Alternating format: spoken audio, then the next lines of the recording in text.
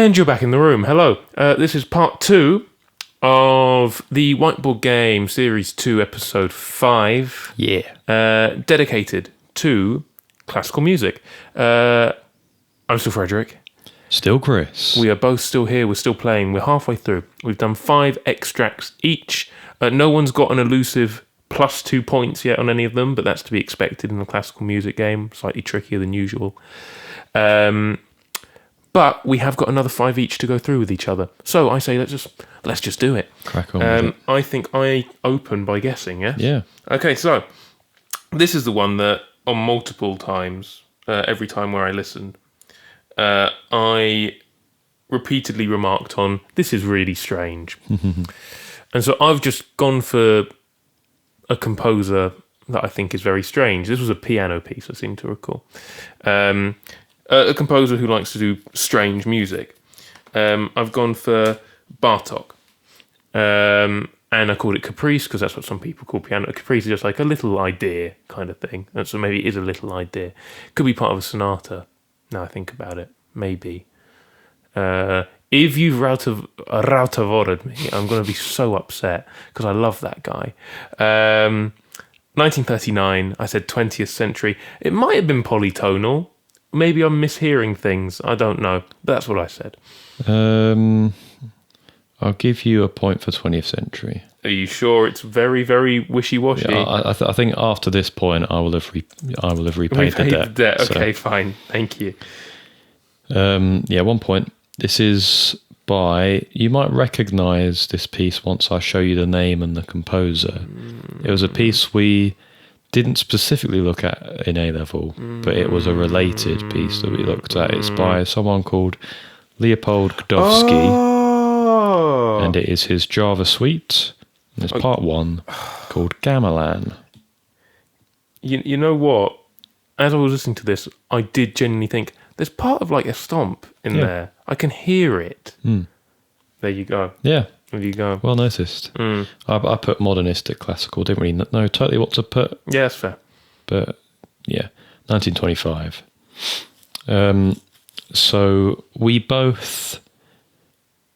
I'm not sure if we were proffered this by a teacher to use as like relevant listening, or if one of us found it ourselves. Discovered it. I can't recall either. I can't remember. But basically, to cut a long story short, when we were in A-level doing music, one of the pieces we looked at was Estampe by Debussy. One of the goats, personally. Very beautiful. Oh, absolutely, yeah, definitely one of the goats. Another one like Vaughan Williams, where it's like, yeah, but everyone says that, don't they? Yeah, but for a reason. You can't blame him. He has his own style, and it's amazing. It's beautiful. Yeah, and so these pieces were greatly inspired by Javanese gamelan.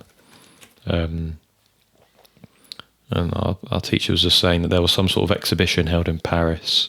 Turn of the century. At the turn of the century, yeah. Where lots of music and instruments from other cultures were brought over, and people like Debussy were heavily inspired by the music of Javanese gamelan. And I presume Leopold Godowsky was as well. I don't know where he's from, actually. I presume maybe he's... somewhere Eastern European, perhaps Austrian, Polish. Polish was what I initially thought as well. He was born in Lithuania. There you go. Fascinating. But he became an American citizen at 21. So okay. Lithuanian American. Not many people can say that, can they? Probably.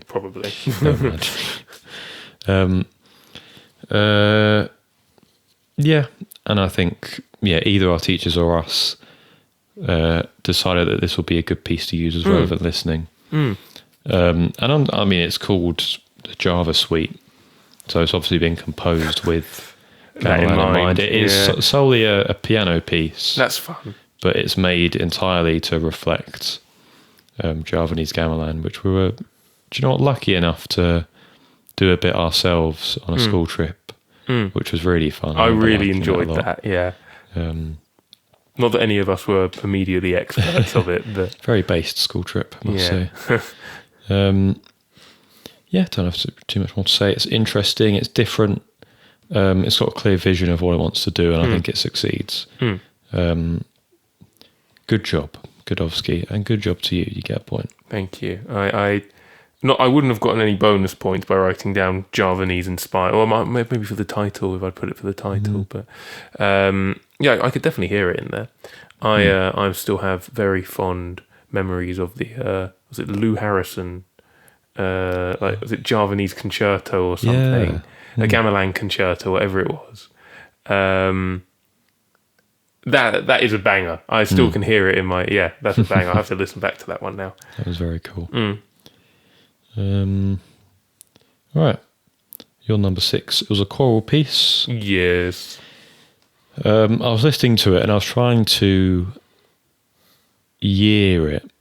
That's fair. That's a good idea. And that was my main port of assessment for it. And I thought I'm trying to suss it if it sounds contemporary. And I came to the conclusion that it wasn't. The suspensions were suspended properly. Yeah. And not improperly. And so I thought, I'm guessing it's probably sort of classical Baroque sort of choral stuff. I've ended up saying, now for all of these answers I've put both the first and last name of these composers. I can't definitively remember the first name for this composer. I think it's George Frederick Handel, I think is his first two names. I think it's a Friedrich, but I think, Handel. Yeah. I said Ave Mary Stella, only because it's your typical, choral composers probably compose a piece called Ave Mary Stella. Is it the Tchaikovsky arrangement we did? Or we did the Grieg arrangement. Yeah, he's here again. He's here again. Yeah, but choral / classical, 1741, put a date that I feel Handel would have crossed over. I feel like he's like sort of very early classical, late Baroque Handel. So I'm going to give you 1 point for this one. Cool, thank you. This is by a composer I wouldn't necessarily expect you to know, called, I don't know him, Rheinberger. Sounds like burger made out of the river, out of the Rhineland. That's my order when I go to McDonald's. This is said in the piece, so I don't feel I've been too cruel. Abendlied, so evening song, 1855. Choral, I said sacred choral. Sacred choral. That feels because it's religious. It is about God. I think it is anyway. I could be really wrong. It might not be sacred. Either way, it's choral. That's what you got the point for. Okay. This is just in when I think on its day, nothing is more beautiful than well-composed choral music. Just the way voices in a choir resonate with each other. I love it. And so I've got a playlist that I've curated on my YouTube account of choral music, which gets a lot of its running out time during the Christmas months. I gravitate towards things on YouTube I find with the sheet music because I like to read along to it. I agree. Especially with the choral stuff. And this is one of them. I think it's got about 3 odd million views, so people like it. I think he wrote this when he was 16. Wow. Which is, I think it's his most popular piece. So only downhill from then. That's Sorry. The Justin Bieber effect. He was the first Justin Bieber, Rheinberger. It's good. It's about 3 minutes long. I recommend it. It's just good choral music. I wanted to include a proper choral piece in here somewhere. And I have done 1 point. Nice. Thank you very much. I'm trying to translate Abendlied because I think it's evening song. Evening song, yes. Afternoon song. Yeah. That makes sense. German GCSE pulling through there. Yeah. When I felt I was on track for an A star, and then our teacher went and had a child. Thank you, teacher. Yes. Naming no names, because what if she's listening? But yeah, I feel we all would have done much better. Don't just hate it when your teacher starts a family. What the hell, man? Just on my time, I had grades to be passing. On my time, my German writing would have been better. Would have been. Everything else did fine. It was the writing that let me down. So I now know that this one probably isn't correct, but it's fine because I put the Volkswagen for this one. Volkswagen. Sorry. Again, I tried to give it an English sounding, the kind of thing he'd title something, so I called it The Lakes. The Lakes, as in the district. Yeah. 1951, I put English nationalist. Nice, yeah. There you go. I'm glad you've guessed Volkswagen because it's a very good guess and within the English nationalism. I'm glad I can hear that it's sphere. English, that makes me happy. Any other big English nationalistic composers? Oh, you want me to go through them? Well, do you want me to listen to it again or just say some names? Do both. Okay, well, as I'm scrolling up, I'll say the names at the same... What number is this, sorry? My number 7. Do you know, I feel like listening to... Do you know, I don't really know what's indicative of this person's sound anyway, but... See, the harp...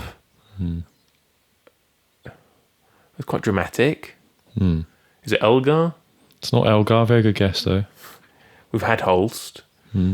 Is this Granger? No, I feel he's one of the lesser-known ones. This is a lesser-known one. Him. We did look at him at A-level, though. It really builds, doesn't it? And then you get that sort of resonant... Sixth chord, yeah. Breaks away to a solo violin. Who have I not said? It's not Delius, is it? No. Should I tell you? Give me one more guess. I need one more good guess because we're playing this game now. So I need one more good guess. Who else was in the war? He did fight in the war, didn't he? Who have I not said? Who have I not said? Is it quite obvious? Is it quite a big name? It depends, really.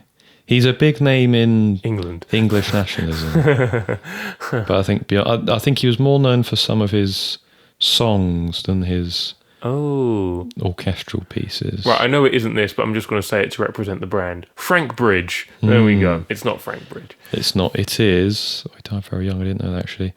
It is George Butterworth. I genuinely, I thought, and it shows again how long we've come since A-level. I thought to myself as I was trying to go through the names, the name Butterworth came to mind, and I thought, that's not a real person, Butterworth. But of course it is. Yeah, he was... I don't know if you remember in school when we looked at the Vaughan Williams on Wenlock Edge pieces. On Wenlock Edge. And we looked at Is My Team Ploughing? Yeah. And we looked at George Butterworth's version of it. We had a teacher who was very into all of that, yes. Yeah. And George Butterworth's one was just piano and vocals. And it was very nice. Generally known in that sphere, but beyond, I think he's not massively well known. No. It was an orchestral piece of his called A Shropshire Lad. I do recognise that. Well, that is because A Shropshire Lad was the group of poems by A.E. Houseman. There you go. Okay. That housed On Wenlock Edge, Is My Team Ploughing, Breeden Hill, which were all songs that we looked at by Vaughan Williams at school. Okay, cool. Nice. And, nationalistic classical would have given you symphonic poem. Yeah. Is what it also mentioned. Fair. I'm guessing it's symphonic and it's based off of a poem. Makes sense. And 1912, this was later in his year, although later in his year for him is his mid-20s. I didn't realise he died when he was 31. Yeah, I remember him dying quite young. Can't remember why he passed away. But it was something that happened. Yeah, because it was after the war, wasn't it? Yes. Let me see. Where does it mention? Does it mention how he died? Let me have a look. Cause of death. I quite like George Butterworth. I think he's good. Killed by a sniper. What the hell? Oh, was it in the war? Well, it was in 1916, but was the war over by? Or the war started in 1911, or did it end in 1911? Hang on. Wait. Hang on. I don't remember those being the years of World War One. I also don't remember those being the years of World War One. He was leading a raid during the that's what I Battle of thought. the It's Somme. 14 to 18. Oh, really? Mm. I must catch up on my World War One dates. But yeah, no, he died in World War One. Yeah, which is sad. Of course. Because he was a very talented composer.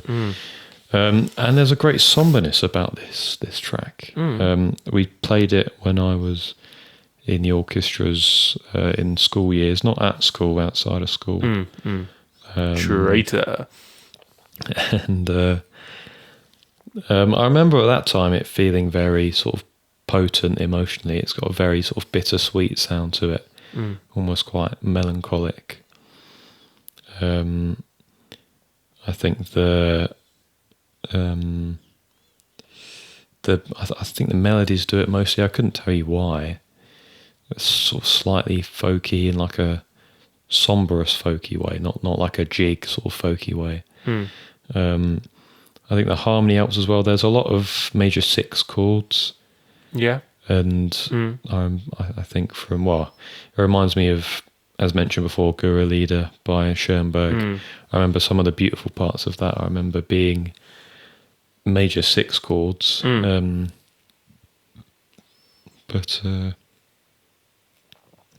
yeah, don't have too much more to say. Quite tragic. Yeah, unfortunately.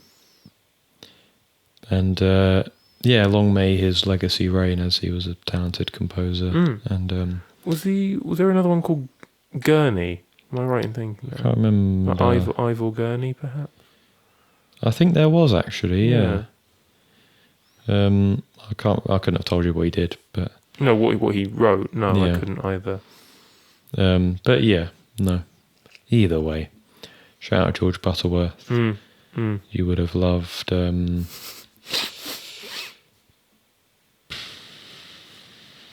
This game. Yeah, you would have. Yeah, 1 point for you. Well done. Thank you. Did I say 1 point or was this? Yeah, I think it was just 1 point. Yeah. Not that I want to make light of obviously what is widely regarded as one of the worst things the human race has ever been a part of, World War One. But when you do look it up, as I did just to confirm the years, we did study in English schools. We know what the years are. We're not stupid. Well, I didn't. So no. You did. You did. You can erase that bit in post. I cannot not be amused by it. On the sort of sidebar where you get kind of the Wikipedia brief description, you get the click more, whatever. Underneath it gives you the date, and underneath that it says location. Europe, Africa, Asia, Middle East, Pacific Ocean, Pacific Islands. It's almost like it was a world war, I think it's to include the location of what the whole war. I think the name sort of does it justice, yeah. I think it's a bit of a strange choice. Anyway, George Butterworth, big up. Yeah. Good composer, not to be forgotten. Top composer. He would have been more well known had he not passed during the war. Of course. Your number 7. Number 7 is one I recognised, and initially I thought it was Tchaikovsky. Okay. I've since changed it because I'm pretty sure it's Edvard Grieg. Okay. I think it's. I'm pretty sure it's from his Peer Gynt suite. Okay. But it's not the Peer Gynt song we all know. The oh no, that is that also from Peer Gynt? Yeah, that's from Peer Gynt. Yeah. I want to say. Well, I'm going to double check. No, but keep talking. I'm pretty sure that's from Peer Gynt. It's not this piece though. Is this one the first one from the suite? And then that one is a different one from it. His two big ones are that one and In the Hall of the Mountain King. Yes. Yes, Ever Romantic Classical, 1872. I don't really know I know he's late classical, isn't he? Grieg. Yeah, we've mentioned Grieg before. I'm pretty sure it's Peer Gynt. If it's not, I will. It is. I'll be Yeah, I've surprised. double checked for you. Okay. Is it just Morning Mood? Is that it? Yeah, Morning Mood. It's from Act 4. This is what I want to check. In the Hall of Mountain King is also from Peer Gynt. Oh, I didn't know that. It's from Act 2. All of his big stuff, aside Yeah. from his piano concerto, Yes. is from Peer Gynt. I'm gonna. I'm going to give you 4 points Oh, in a classical yes. game. See, look, I had a fear this would happen. Part of me did think he won't remember this. He won't remember this. Because this I must have included way back. Yeah, you've done this before. But I really wanted to include it because it's the first time we're doing a proper classical game, I think, on the podcast. And it just gives me an opportunity to talk about it again. This is, for the third time, unprecedented within the same whiteboard game he's been mentioned, Grieg. It's called Anitra's Dance from the Gynt Suite. Composed 1875, so you're 3 years off. Wow. I said incidental music. I put romantic as well, so yeah, definitely a point for the genre as well. The reason why, firstly, this piece is gorgeous. That's why I like it. But it holds personal significance to me, as it will do in a lot of other people who have played a game called The Witness, which is arguably the prettiest game I've ever played. It's gorgeous. It's the best puzzle game. Well, unfortunately, Portal 2 is also a puzzle game. So they're tied. They're probably tied for the best games, full stop, I've ever played, both of them. It's challenging. It's genius. The puzzle work on it is genius. The landscape is unbelievable. There are hidden surprises. There are secrets. You're basically on a big puzzle island. There's all the different biomes and seasons on it in one go. I don't know if I'd recommend a game more because it is perhaps the most unique thing I've ever played. I love it. I will never stop. I will never not vouch for it. It must Steam up. Well, no, because there is. I don't have Steam downloaded. You complete all the puzzles and you think you're done, but then you discover like another 3 or 4 things that were hiding in plain sight, and you go, "Oh, I'm nowhere near done. I've suddenly got so much more to do." It is amazing, and you don't even have to play it. You just look at it and you go, "It's just gorgeous." But. Well, I don't know, should I say this now? You're looking it up, because it's kind of a spoiler if I say this now. There is a point in the game where this piece of music is used. Okay. And I say this in an amusing way, not a genuine way. If you've played the game, you understand what I mean. Whilst it's a very pretty piece of music, it does still bring back trauma. If you've played the game, you'll get it. Okay. But A massive jump scare. it's not a scary game. There's no jump scares. You don't need to worry about that. But this is me, basically. It gives me an opportunity to go play The Witness, guys. Yeah. Play The Witness, guys. This shows up in it. The Gynt Suite is already famous enough. It's already a brilliant selection of works. But also a newfound relevance to me through this game. The Witness. Very quickly, I just want to say this as well. I've just bought myself a new game to celebrate me completing my exams.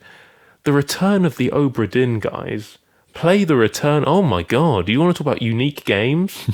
Play Return of the... My God.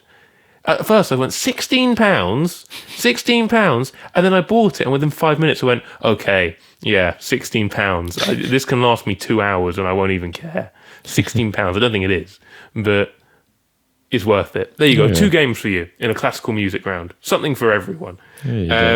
And also, talking about something for everyone, 4 points for Chris, am I right? Come on. Cool, thank you.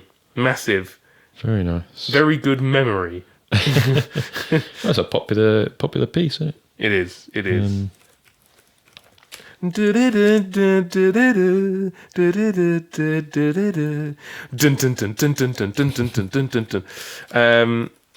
So you're number 8, I believe. Yeah. Have you looked up The Witness?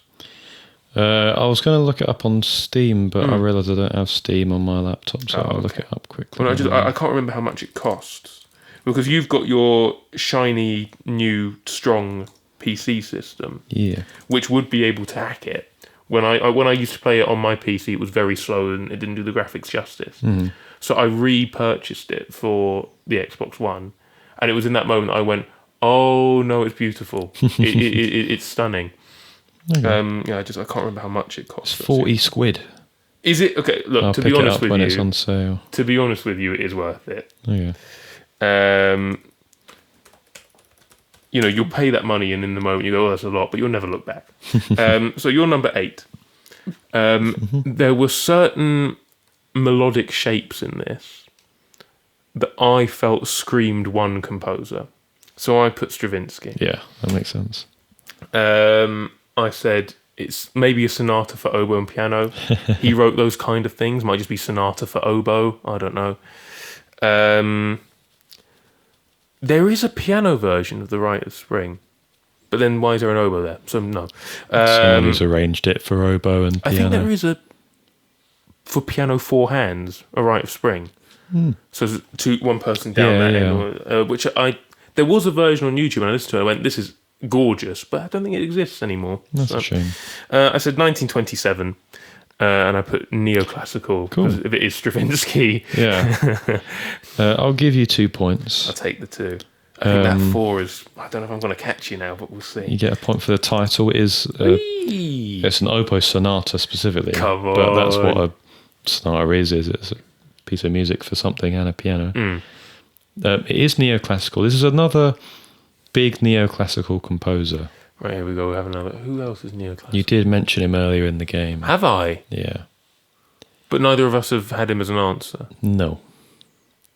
Neoclassical. He could be... Schoenberg. No. Neoclassical. Who was a contemporary of Stravinsky? I didn't realise his years were as late as they are. So he was a bit after Stravinsky. But you might sort of think that they were together, so don't let that lead you astray. Where was he from? He was from France. Poulenc. Yeah. Okay. Francis Poulenc. Francis Poulenc. Yes. Yeah, from France. From France, yeah. I thought you were about to Lutowski me or something. Oboe Sonata, movement 1. The movement is called Elegie. Neoclassical, 1962. 62? This was his last major work, though, I think, because he died in a year or two after that. Okay. Sorry, I sounded very, very offended there. Sorry. No, it's surprising how late that is. I think I'd be inclined to say that, I think everyone likes Vaughan Williams, everyone likes Debussy, but in terms of composers who aren't as behemothly beloved, I'd say Poulenc's up there for me. I think he often gets overshadowed by others. I've played quite a few pieces by him, and every single one of them I think is exceptional. We played his Sinfonietta in orchestra, not in school, outside of school. None of the ones at school were that good. And it was gorgeous, absolutely gorgeous. He had such a way with composing. Unnecessarily, I mean, he sort of had his own style, but again, it's sort of, as you said, the start of this piece has massive sways of Stravinsky. It's very, very polytonal. Yes. Very, very Rite of Springy. Yeah, very folky, it sounds like. And that's mainly why I said neoclassical, because that's the Stravinsky genre, isn't it? I played this. I think this was another one of my grade 8 pieces. Oh, he's talking about it again, guys. And it was, I think, a little bit like the Marcello. This was one which you had to pick one of the other movements for. I think I picked the second movement. They're all beautiful movements. Poulenc's such a good composer, man. I think Les Six were good. The group of composers he was from, inspired by the 5. Was Satie in that? Or am I... No, Satie was too early to be in. Yeah. The only, just not the mic. The only composer who you would have heard about acclaimed quite largely from Les Six is Poulenc. Yeah. I remember looking at it, so I think the names I'd recognise, but I can't. You've got, there's another composer called Darius Milhaud. Yeah, it's spelt Milhaud. Yeah, Milhouse. I think there's another one called Honecker. Okay, I know who you're talking about, yeah. But yeah, there was a Les Six University Challenge question. This series of university challenges, if anyone's interested in that. That was quite interesting to see them crop up. To be fair, the team knew their Les Six. I must say. They did, I don't really know Les Six very well outside of Poulenc, but Yeah, very good. Yeah, this is a gorgeous piece. I remember at the time playing it, and my teacher going, "It's a gorgeous piece, isn't it?" And thinking, "Yeah, it is," but also not really believing it. I think because there's a lot of points in this piece where it's just sort of loud and I guess sort of jarring, but jarring in a good way because it's Poulenc, isn't it? Yeah. And it's now that I'm listening back to it and I'm going, they were right, man. Yeah, it's such a gorgeous piece. Not surprising. It's lovely. As you say, it's Poulenc. It is. It's just Poulenc. Listen to the whole. If you like the sound of an oboe, which you should, it's a gorgeous instrument. He's not biased. He's got no reason to say that. It's a piece I think you should check out. His Sonata. You got 3 movements. They're all good. The last one I thought is called Deploration, which I didn't realise means lamentation in French, which is lovely. Again, that being his last sort of big piece before he passed away, I think is quite poetic. Quite poetic, yeah. Shout out Poulenc, man.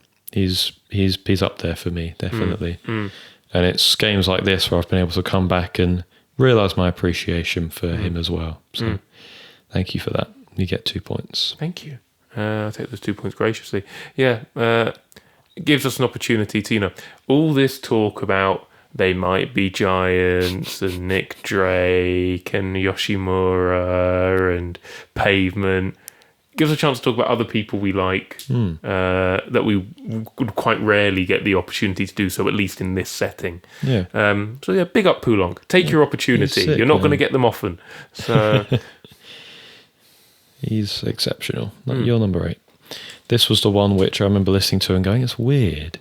Oh, it's really weird. It's so weird. It's I think a lot of why I thought it was weird was because the recording quality is really low. It's poor. It's been recorded onto wax, I'd imagine. Because maybe can hear very crackly. Yeah. It feels like one of them, 30s, 40s recordings. It sounded like an organ. So I've said it was called an organ concerto.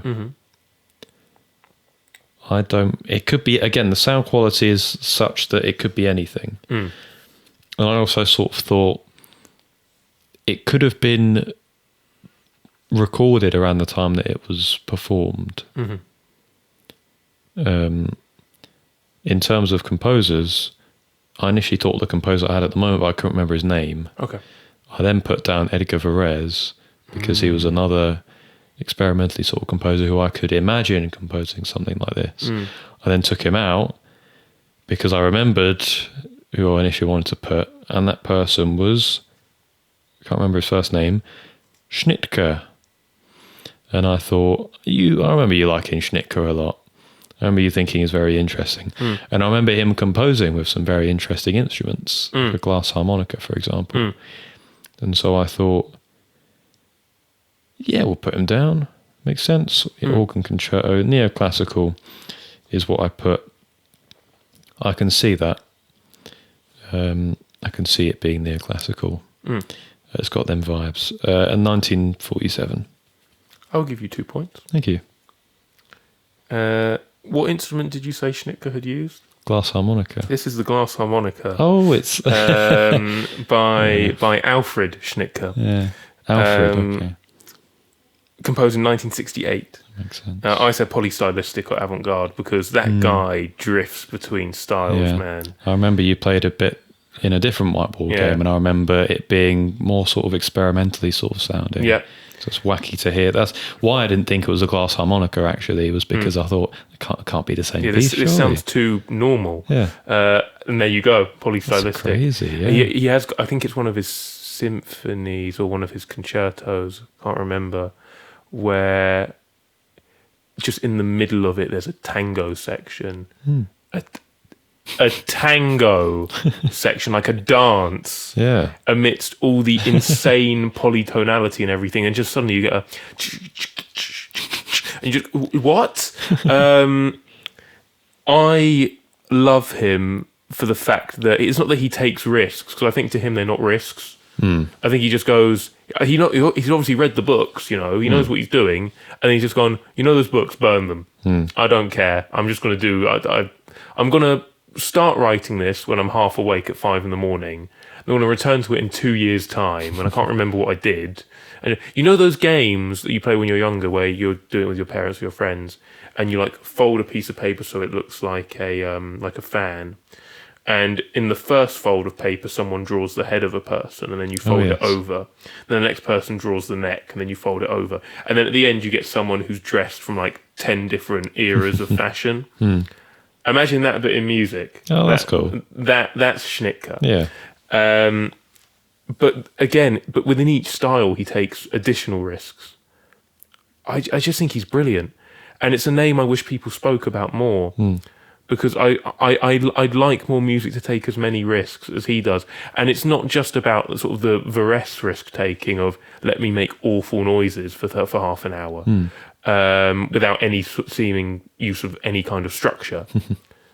Let me just put it all together is what he does. My understanding of the glass harmonica, it's an animated film. Also incredibly strange animation. I've taken this from the lifted YouTube upload of the film. Very eerie, quite sinister at times. I think it tells the story of someone who comes with this magical instrument to cure this village from this evil, I guess, figure that represents, capitalism, totalitarianism, I don't know. It was banned by the USSR. Wow. But obviously the USSR doesn't exist anymore, so we can now watch it. Was he Russian, Schnittke? He was right. Really? Okay. From whatever part of the USSR he was from, I presume it was mainland Russia. But this takes me back talking about it. I could talk for so long because I realise I haven't mentioned Schnittke's name in years. I love this guy, man. He's so brilliant. And so I can hear my parents talking about the cat. I'm gonna try and refrain now because I'm rambling now. But yeah, he's brilliant. The glass harmonica, it's that main motif. The da, da, da, da, da, da, da, da, da, da, da, da. Sort of like a circular fist thing. And then this section he kind of puts it in almost like a Renaissance melody with the flute. Oh yes. Which again just makes him just going, yeah, we can run it back to the 1500s. Why not? Yeah. Why not? I can do that. I'm Schnittke. Do I want? Yeah. Go out and seek Schnittke and yourself just sit there and go, okay, I'll put it like this. The most unpredictable composer I've ever met. In a good way. Yeah, yeah. Even more unpredictable than a certain man I've got coming up shortly, but we'll see. I'm going to give you 2 points for that. Okay. Thank you. God, I haven't spoken about Schnittke in ages, man. What a joy. Your number 9. Here we go. Right. I really hope that my main concern is the year. Because if I can get a 4-pointer here, we're back in the game. I need to get the year correct. So I'm going to go in reverse. I'm going to leave that till last because that's the most suspenseful one. I remember this from our A-level days. And I think this was a piece you initially discovered. I can't remember I know it was not me who found it first. I can't remember if it was you or a teacher. But I think you initially discovered it.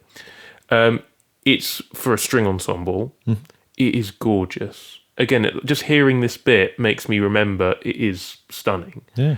And it became a bit of an in-joke for us. Anytime there was a piece of music in class that we didn't recognise, and we kept saying, "Oh, is it Kilar?" Yeah, yeah. And Sir, in particular, eventually just went, "Guys, no." And then we did an exam where he came up, didn't he? Yeah, we did. It was like a piece of non. Like you don't know the piece you're listening to and you're answering questions about it. Yeah. And we did that, and basically we took it upon ourselves to try and find it for ourselves, and we couldn't. And then the suspense when it was actually Yeah. Kilar in the actual thing. It was amazing. I've remember asking Sir, do you get bonus points in the exam if you guess who wrote the unheard extract? And he said no. Because I remember when we did our mock as well, I think it was the Musica Riccata Oh yeah, we got yeah. given. And of course, we knew it. And so when I was rewriting my answer, I said, oh, this is from music. And I can just, looking back at it now, if that was the actual exam and the examiner had read that, I don't think they'd be impressed. I think they'd go, what a cocky git. The answer's not even that good. He's just trying to go, oh, look at all the music I listen to. What a prat. Anyway, this is Kilar. It's called Orawa. Mm-hmm. I put 20th century / nationalist because I think it's about a region from, I can't remember what country he's from. I said 1960. Okay. 3 points. No! Oh, no! God! The one time you'd be disappointed to get 3 points. Oh, no! Okay. It is Wojciech Kilar. You're right Wojciech, about that. yes. Yeah, Wojciech. Is he Quite a Polish? popular name from Poland, Yes. yeah. Orawa is the name of it. I think it is a region in Poland. I can't quite remember. But yeah, I said modernistic classical symphonic poem. That's fair. Again. Polish folk. I don't think that was something I saw online, but I put it in there because I was pretty sure that it was got to be folk inspired stuff in there. There has by to Polish be. folk. Actually, a bit later than you would have thought, 1986. Oh, it's much later than I thought. Yeah. Yeah, he passed in 2013. He's quite a contemporary composer. Yeah. He composed the original Dracula, I think. That's so cool, man. I didn't even know that. That's so cool. Yeah. I can't remember when that was, in the 60s or something, but I didn't play this piece. Obviously, I don't play a string instrument. This piece is only for string ensemble. Yes. Like a chamber ensemble, which is basically an orchestra, but without the wind instruments and percussion. They go, you know what, I just don't want to play with you anymore. Just strings. That's a Toy Story, Yeah, isn't that's it? the Toy Story I bit. don't want to play with you anymore. Yeah. So the place that I went outside of school to perform music, we Traitor. played a piece with the chamber ensemble and us, and we were like a wind ensemble. And there was a piece that the chamber ensemble were doing, I do remember now, where they asked some members of the wind ensemble to play the wind instrument parts for, and I just thought, just play a piece of chamber music. Like, why are you basically an orchestral piece at this point? I can't remember what it was, by an American composer. I can't remember his name. I'll have to look that up. I remember you when I at get one back. time back in the day talking about Corn Gold. Yeah, it was Corn Gold. Okay. That's it. Yeah, that's exactly who it was. Come on. Well remembered. Come on. I don't get any points for that, Corn though, so it's fine. Much like me saying, oh, this is the Musica Riccata. I get no bonus points. And that was quite good. It reminded me a bit of Copeland and But basically, the chamber ensemble played this piece as well. I remember listening to it, guys. It's amazing. Yeah. It's such a beautiful piece of music, so fascinating. I couldn't sort of compare it to anything as well. That's a good way of putting it. It's there's parts that are almost minimalistic, where it's just playing the same thing over and over again, and then it develops, and you get bits that are playing in extended chords and that sort of thing. It's a endlessly clever piece by a very clever composer. And it's using it in this game that's remembered all the times where we spoke about it in school. Yeah. Which is nice, because up until that point, I think I'd completely forgotten about how much of like an in-joke it was between us. Yeah. Every single piece we didn't recognise. This is Kilar. This is Kilar. It was a very special place in our hearts. Great piece of classical music, and well done for getting 3 points. Again, it's a classical music game. I should be very proud of 3 points, but I'm still playing catch up, man. Still playing catch up. I have a feeling you might do well on this one as well, but we'll see. Well, here's the thing: this next one, I'm in two minds about. Okay. And I can tell you about it. So initially, when I was listening to this, I thought John Cage, and I thought it's probably going to be John Cage. Who? What? And I was thinking, if you do this game, surely you've got to use John Cage. Yes. Or at least one of the sort of experimental so. classical sort of You pieces. would think so. Yeah. That's ominous. But I also thought when listening to it, it reminds me of a piece by Ligeti. I can't remember the name of it. It's the one that's got a graphic score. I know. I'm not going to say the name of it, but Because I know it's exactly this piece, the that's piece why you're it's not talking good. about. I don't know. It reminded me. It reminded me of that piece, and maybe it is. But I couldn't remember the name of it. And listening to this, I thought it does sound like the piece, but at the same time, I want to hedge my bets, and it felt more likely that you were going to use John Cage in this game than it was Ligeti, even though you really like Ligeti. I do. So yeah, I said it was John Cage. I just said variations because I couldn't remember the name of that Ligeti piece. Yeah, nothing in my brain. I said it was experimental because it is weird. It's really almost weird. Sort of like non-genre. It's really weird. Sort of thing. And 1954. So this is Ligeti. No, it's not. I'm joking again. The piece you're thinking about is called Articulation. Yes. And I think the reason why this can't be, well, because it's not Ligeti, but also because that's an electronic piece. Yes. And this is not electronic. Okay. It is John Cage. It's a big JC. This was written in 1976. Wow. I have the genre post-minimalism, avant-garde, and aleatoric music, as in chance I remember music. that, yeah. But experimental, I mean, yeah. Thank you. So I'll give you 2 points. Thank you very much. It is called, and the reason why I left this till last is because it kind of gives away the game of the piece. Well, not really, but it gives you quite a big hint as to what's going on. Right. He has got a series of pieces called Variations, so it's actually quite a good guess. This is called Branches. I see.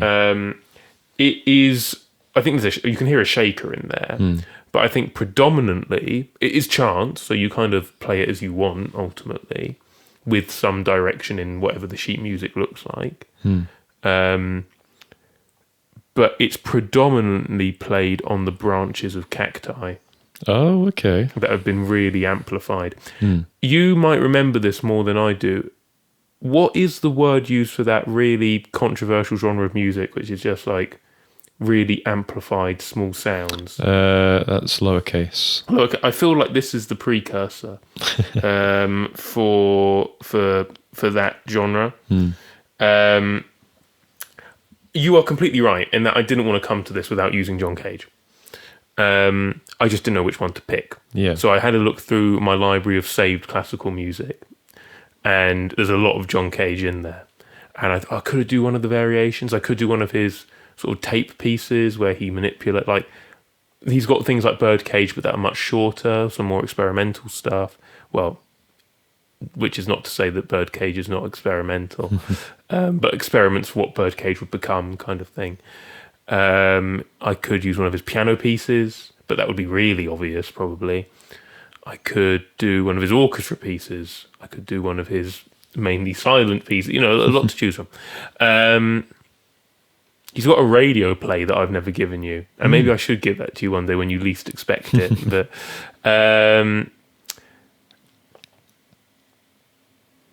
this is the first opportunity I think I've had to properly talk about John Cage on this podcast, and I don't want to labour anything, so I'm going to try and choose my words carefully.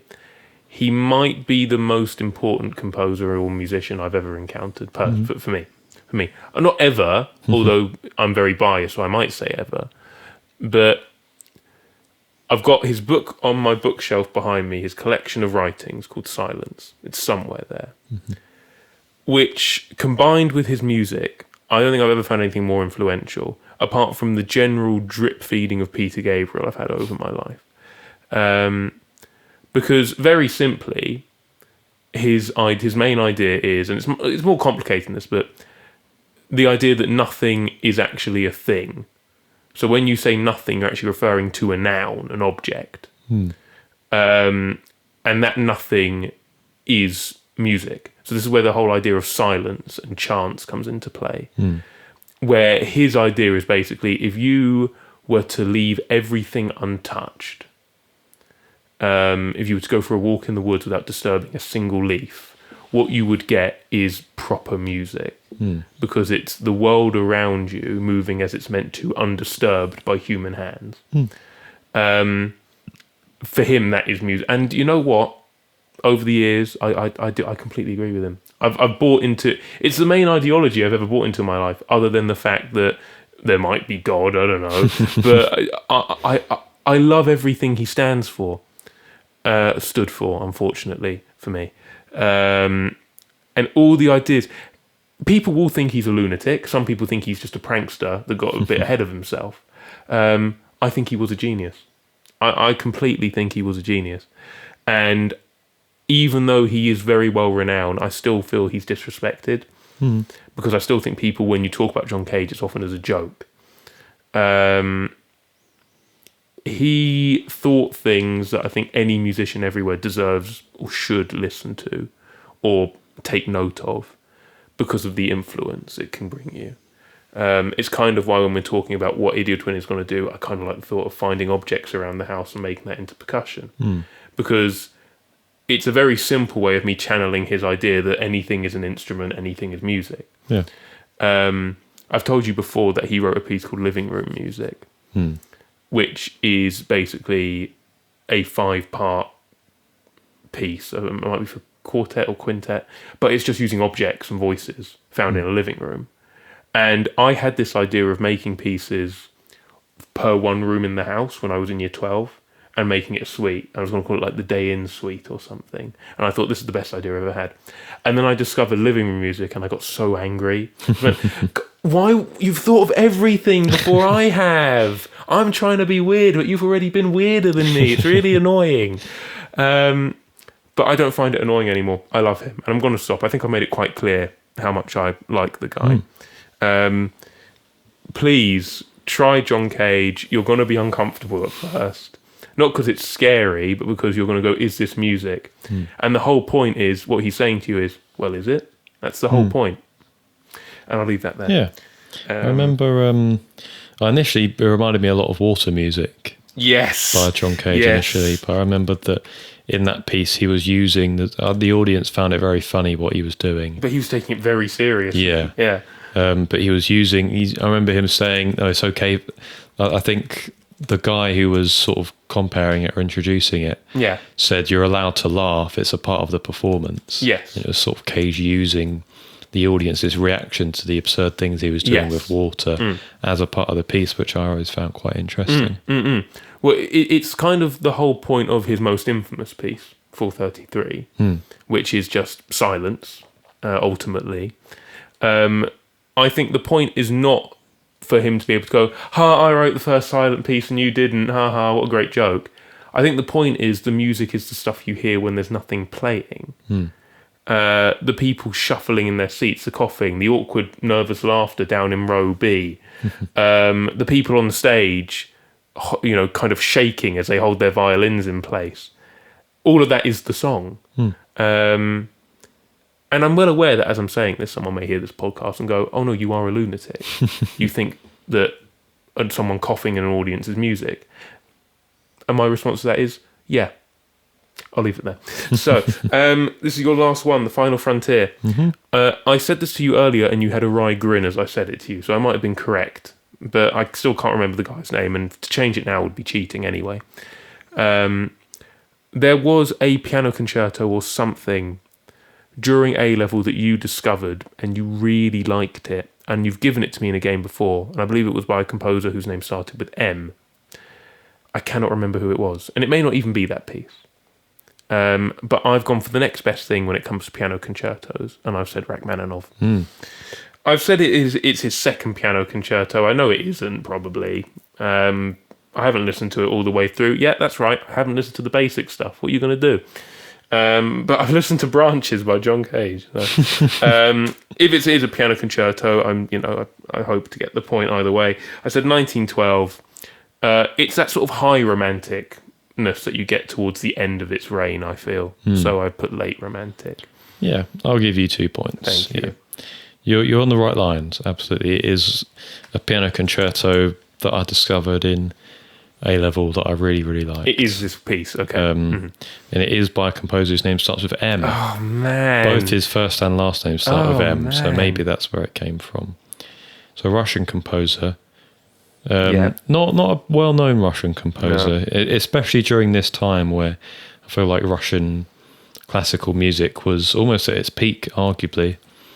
You had, Borodin, Moszkowski, Rimsky-Korsakov. So in the wake of what Tchaikovsky left behind, kind of thing. Yeah. It's by, his name is Moritz Moszkowski. I recognise the surname immediately. Yeah. It's his piano concerto in E major. Nice key. I do like that key, actually. It's the first movement. Late romantic classical. Got a sneeze coming on. Bless you. Thank you. 1898, so just on the cusp of just before the 20th century.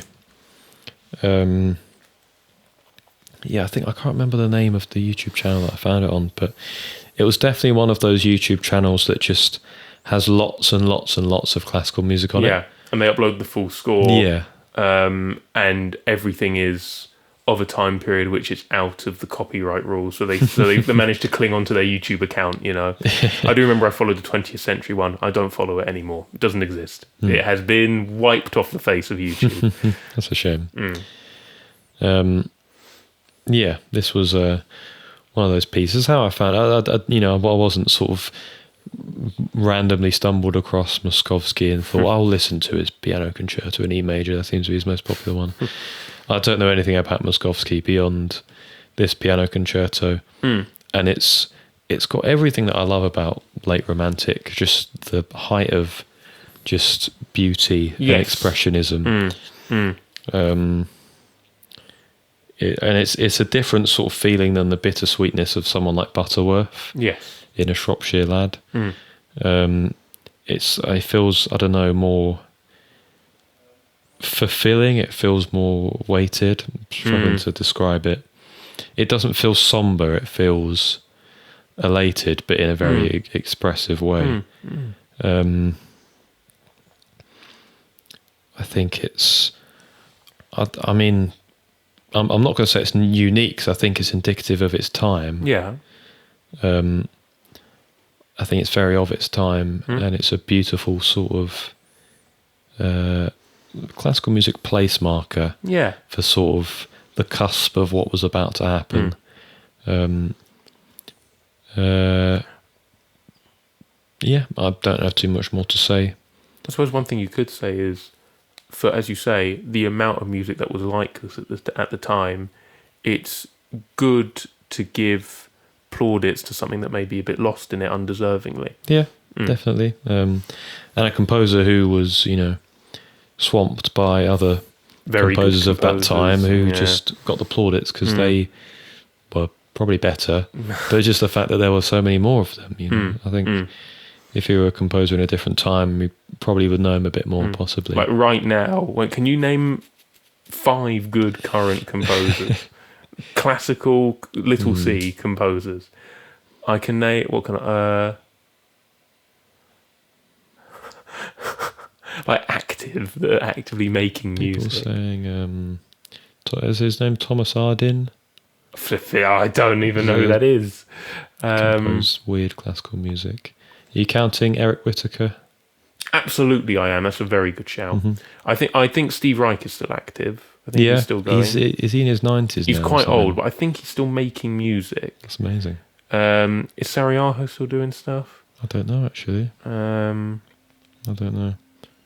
Okay, to be fair, I think we could name 5 together, maybe even 10.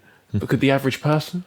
Sariaho died 2023. You're joking. I didn't hear this. You're joking. Look, I was... it was fairly obvious I didn't like Petals at A-level, but that's still such a loss. Why did no one tell me this? I found it quite a fascinating piece, but yeah. Fascinating, but I didn't like it. I can't think of any others, really. Unless you're looking at like film composers like John. I think... Do you know what I think he is, actually? You still got this. I heard John Adams and I thought of the president. And he's 78. I think you've still got that minimalist score still just about going. Yeah. You got Glass. What do you want to say? Glass. Yeah, he's still doing it. But you also got like film music composers. Of course, film music composers. John Williams. You put in that category. My boy Depla. My boy Grand Budapest Hotel. I've got the socks on today. You can't see it, but I've got my Grand Budapest Hotel socks on. But yeah, 2 points for you. Thank you very much. Done. Thank you. Your final one. We're getting to this point. This is quintessential British marching music.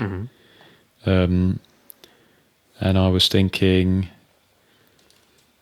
out of the British composers that composed this sort of music, there's two that came to mind. The first one was Elgar. Yeah. I thought fair enough. The second one was William Walton. I thought it was William Walton.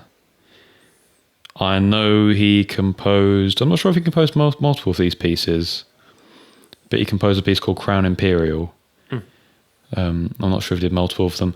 For some reason, I remember them similar to Pomp and Circumstance by Elgar, in that there were just multiple of them, and they were very British sounding, because they started with like a march, and then they'd move into what was essentially a hymn, and then they'd move back into the march at the end.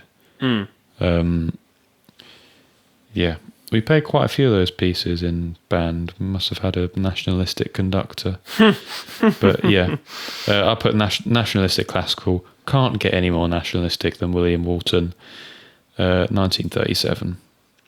I thought maybe, I don't know. Let me give you 1 point. Thank you. It may be a very British march, but it was composed by an Austrian man. This is... a very good explanation, but you've got the complete wrong country, basically. Everything you said, pretty good. And, would have loved for it to be William Walton. But this is Johann Strauss Sr. Oh. The Austrian man. Well, what is now Austria, of course. It is called the Radetzky March, composed in 1848. Very much, as you say, a nationalist piece of music, which is what you've got the point for. Thank you. I can tell you that it was composed to celebrate the victory of the Austrian Empire. I'm reading off the Wikipedia here.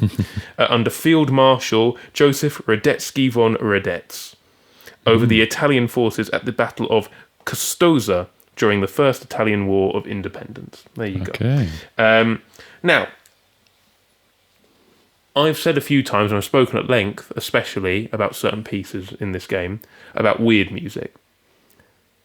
So, Fred, why have you chosen A March from the Romantic Period by Johann Strauss Sr.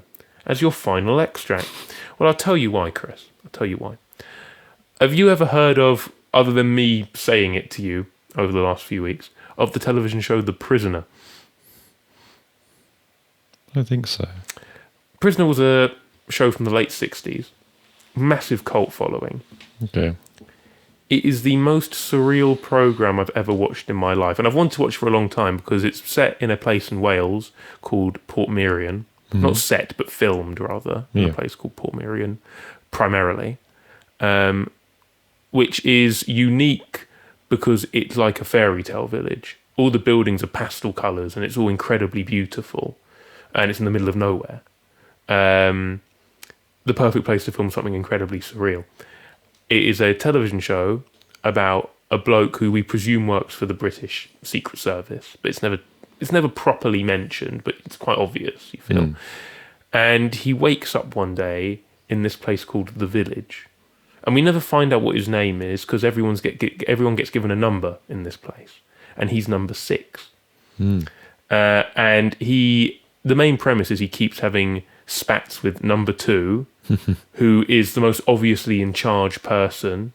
We never quite meet number 1, but he always says, I want to see number 1. We never quite get to number 1. We kind of do, but that's a spoiler, so I'll leave that line of thought there. But number 2 changes every episode.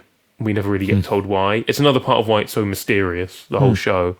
And it's basically each episode is him trying to mount a different escape, or him being manipulated, his mind being broken in some way by this village and the people in charge, because they say that everyone who gets brought to the village has a secret that we need to know. And he goes, well, who are you? And he goes, well, that's not for you to know, that's for us to know. What we want to know is why you resigned from your job, supposedly the Secret Service. You have all this information, you were very successful, why would you ever want to leave? And he refuses to tell them. And so they keep finding ways to play with his mind and brainwash him and all this. But because he is the coolest man on the planet, he always finds a way to break out of it and foil their plans. And that number 2 is left in disgrace, and the next episode starts and it's a different number 2 and they try something different. Okay. It is the most surreal program I've ever watched in my life. I haven't watched Twin Peaks either, that's next on the list, but this feels like the closest thing you could ever watch to Twin Peaks, in the fact that it's so vague and so mysterious. First episode you go, this is really weird. By the second or third episode you go, oh, this is fantastic. Unless you think it's naff, because it is from the 60s, in which case you might think it's naff. Fair enough.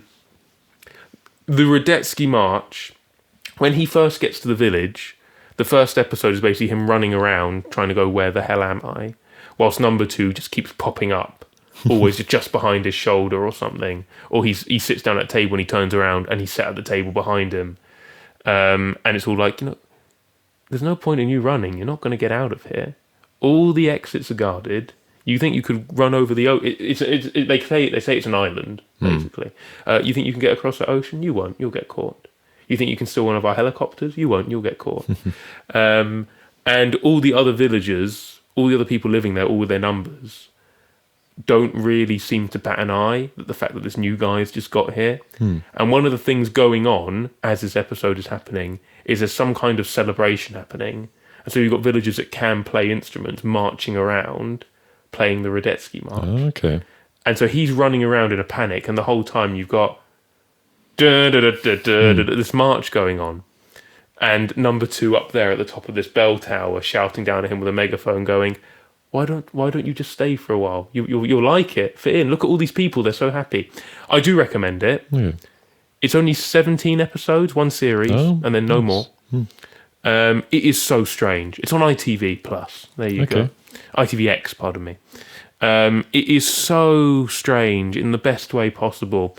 And so for a game where I've spoken about how much I love weird music, I feel it only right to end on by saying, turns out I love weird television too. And that is 1 point for you, Chris. Thank you. You're welcome. Cheers. Interesting. So there you go. If you've taken anything from me today, my recommendations are more Cage. 3 bits of media to recommend you to. Musically, Schnittke and Cage. Games, The Witness, and Return of the Obra Dinn. Television, The Prisoner. There you go. I'm full of surprises.